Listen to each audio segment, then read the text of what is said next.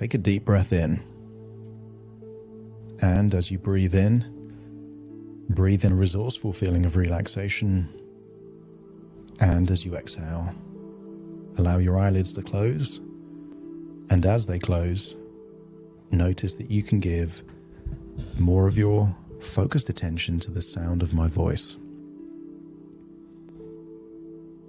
As you breathe in and breathe out, just notice that as you exhale, that outward breath becomes longer and longer. As you breathe in, the breath fills the lungs in your chest and goes down into your diaphragm. The deeper you breathe, the more relaxed you feel, and the more that it feels the tension, stress, anxiety is leaving your body in your outward breath. Breathing in that resourceful feeling of relaxation, exhaling tension. And I want you to think of a place that represents relaxation for you. Could be somewhere real. It could just exist in your imagination. I want you to think of that place and imagine what it would be like to be in that place. And notice that when you're in that place, the emotions change. You find it easier to breathe in and breathe out. Tension in your neck and your shoulders starts to melt away. I want you to get a feeling that as you become deeper and deeper relaxed, your body feels limper, looser, that you're giving permission to yourself to let go. Let go of that tension. Let go of those worries. Let go of any feelings of overwhelm and stress and just breathe. Breathe in and breathe out and just notice how relaxed you can feel. There in that place within your imagination, notice what you see, what you hear, and any feelings that you can feel in this point, not emotions, but sensations, a breeze on your skin, the feeling of the clothes touching your body, the temperature. I want you to get a sense that the more you focus on those things, the more you feel that you are in a safe, relaxing place. As you breathe in and breathe out, I want you to use the power of your imagination to imagine a time where you felt a need to use cocaine.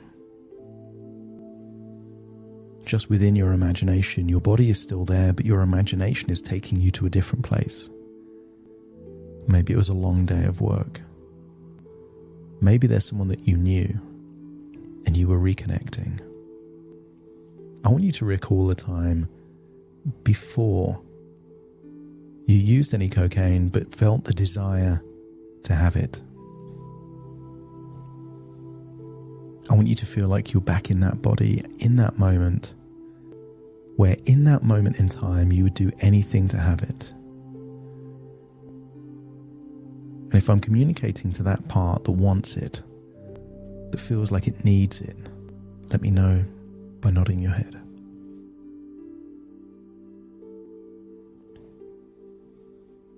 I want you to notice that in your inner dialogue, there's things you're telling yourself as to why you need it. Phrases, words, justifications. It helps in this way, it helps in that way. I need it because. And I want you to get a sense that these justifications are an intelligent person using a rationale to justify an unintelligent behavior. But let's investigate if this behavior is intelligent or not. I want you to imagine that we're going to go forwards in time. A time where all of these reasons lead to regular and frequent use of cocaine.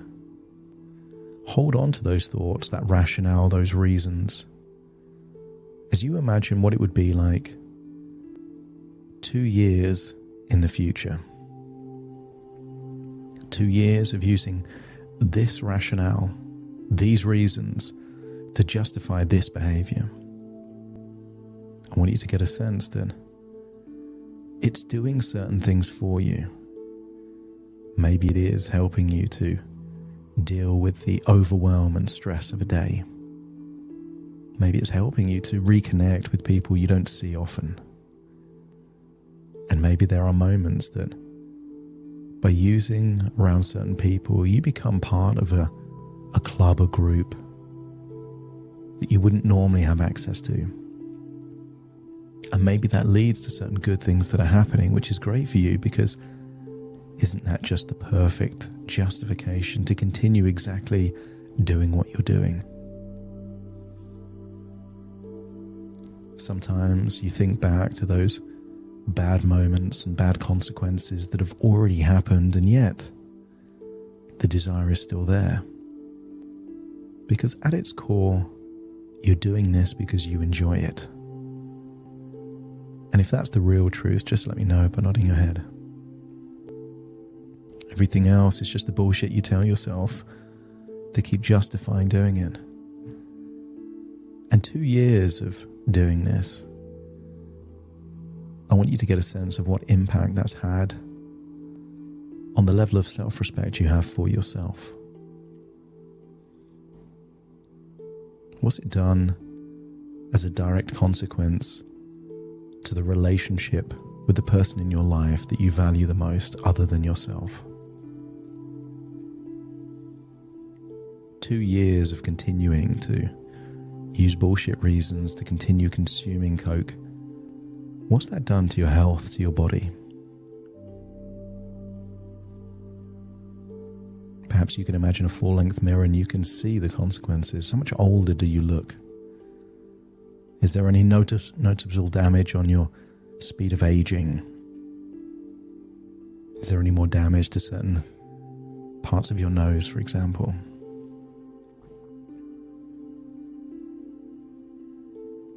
Consider 2 more years. What's it done to your finances? Has it impacted your ability to be a father?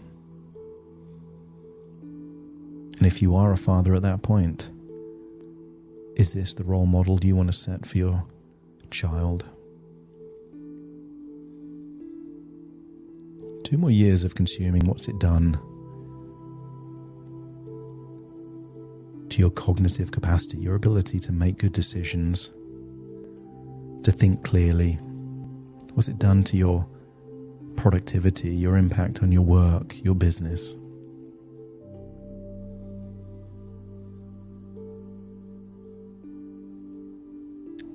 But let's double down. Let's go forward 8 years in the future.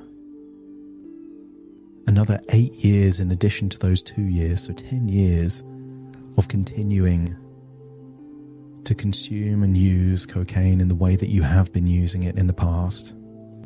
And I wonder if 10 years of use, your body needs more of it to get the same feelings.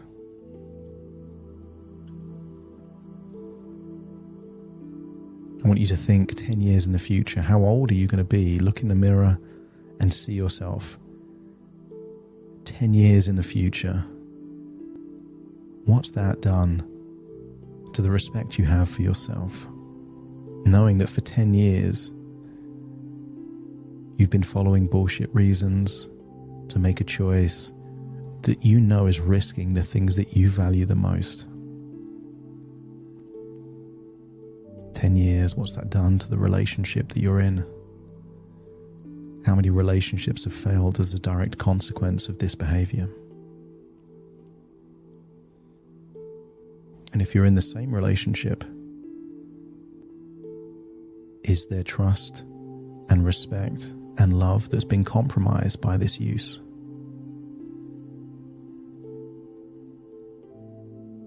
What's it done to your health and to your body 10 more years of consuming this substance? Maybe there's been some scares. Or maybe there's been some more serious consequences. Look for clues in that mirror as you see yourself as to what might be taking its toll below the surface. That might not be noticeable to the outside world, but you would know because it's your body. Maybe you are a dad at this point in time, but you've still been using cocaine all this time throughout that formative years. Maybe your child has seen you, or seen you under the influence, or seen what you're willing to do to prioritize this drug over their life. Has it damaged that relationship with that child? Has it damaged the relationship with your partner through how you've been around that child? What's it done to your ability to think clearly? Or at this point, are you just a cokehead, a slave to a drug that you don't even need, a prisoner of a substance that you could easily escape had you made a decision earlier? What's it done to your income? How much of your valuable time have you pissed away? If you're getting a sense that this might not be the best course of action, the best identity to hold on to, just let me know by nodding your head. But we won't change. We're going to have another 10 more years of this. I want you to think, 10 more years, how old will you be? How much money do you think you would have spent on this substance?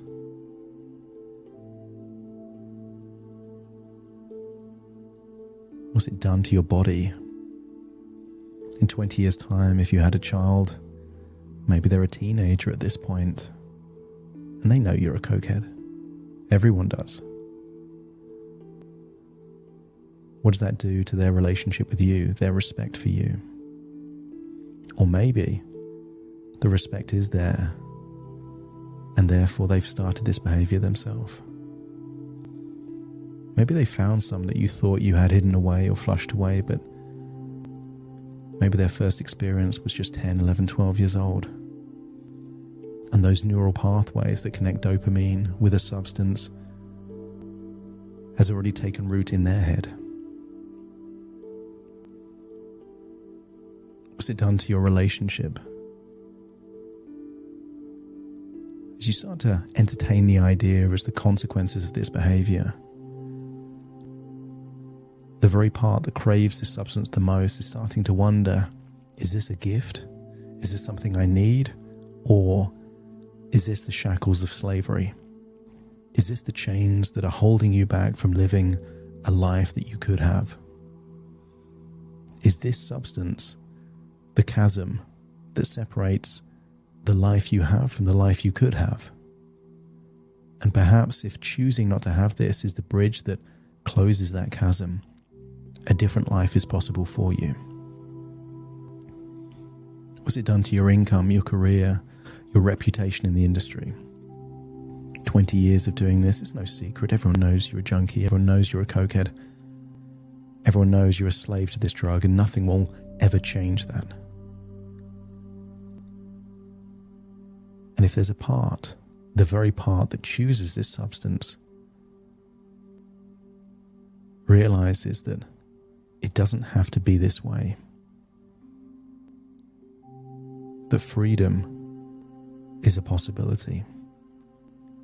But freedom has a price. And if it's reached that point where you're willing to pay that price to have the freedom, that enough is enough, let me know by nodding your head.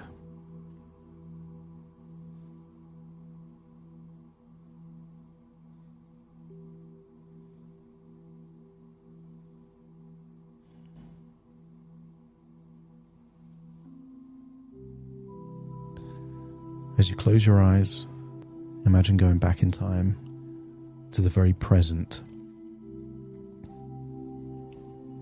That future doesn't have to be that way. That the alternative to slavery is freedom. And there is a simple way that you buy your freedom. By stepping into the identity of the version of you that no matter what the circumstances would be, you are not willing to choose slavery. How likely is it that the real slaves of the world, once they've had their freedom, would voluntarily choose slavery again? I want you to entertain a future, 5 years from now, 5 years of being free of this drug. I want you to think of the conversations that you would have needed to have with the people that know you the best. Imagine them trying to convince you, saying just one night, you'll be fine, you can handle this, and get a sense that it feels so good to turn that down, to say no to that, to feel that you are in control. Maybe you've missed out on some moments, but you're good with that.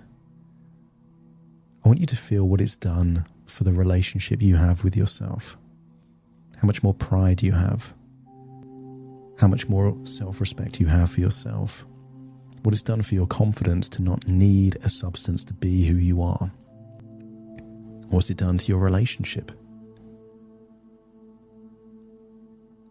What's it done to the quality of your life? Not the gratification of your life, but the quality of your life. How has your health improved 5 years? What other changes have you made? Generally, when one positive change takes place, a cascading effect takes place where other healthy choices also take place. How much better do you feel 5 years of being free of this drug?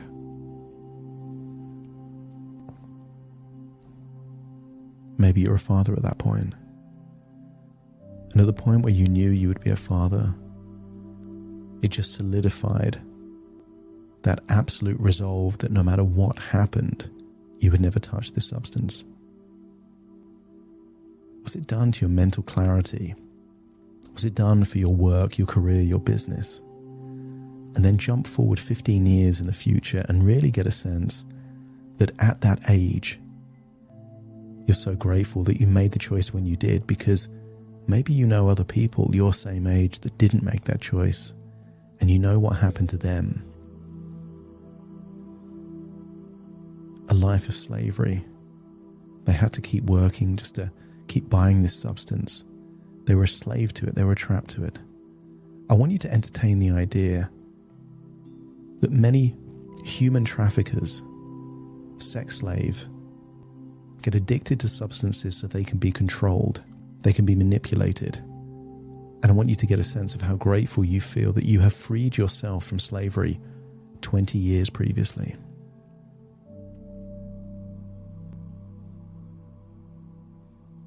All the bullshit that you told yourself, you found out it was bullshit when you realized you could live without it. And the biggest delusion of all was that you needed this thing to begin with. And if you truly realize that you don't need this anymore, and not only do you not need it, but you don't want it, and you don't even like it because you realize all of the damage it was causing, if you're ready to be free from it, let me know by nodding your head. And then go back in time, return to the present. Step into a new identity that you don't need this, that you're free from this, and that you're ready to do whatever it takes to turn a vision of an identity into a reality of an identity. Knowing that there is a period of time, a ripple effect of a decision to test your resolve.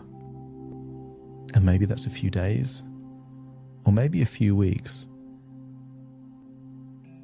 This is the price of admission for freedom. And if you're willing to go through the discomfort, go through pain, go through a test of your resolve, if you know it's going to buy you a ticket to freedom, let me know by nodding your head. Think about what the next few days and weeks feel like, and know that you are unlocking all of the resources to become the version of you that you want to be. I want you to return fully to the present in this moment right now. Take a deep breath in through your nose and out through your nose. Just wiggle your fingers, wiggle your toes. Get a sense that you're in your own physical body right now as I count from 1 to 10 to awaken you. When you awaken, you'll be willing and ready and able to make that decision, and willing, wanting to pay the price of admission for your freedom. Starting to count to awaken you. 1, 2, 3, waking up. 4, 5, 6, more alert. 7, 8, open your eyes, open your eyes. 9, 10, wide awake, wide awake, wide awake.